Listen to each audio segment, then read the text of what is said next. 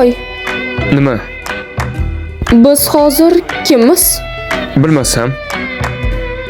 Bo'lsadan keyin qanday munosabat bo'lishi mumkin? Hoy. Bu so'zni shunday qilib ayta olmaysan. Men do'stlarimdan bo'lsa olmayman. Men senga buni bas qil dedim.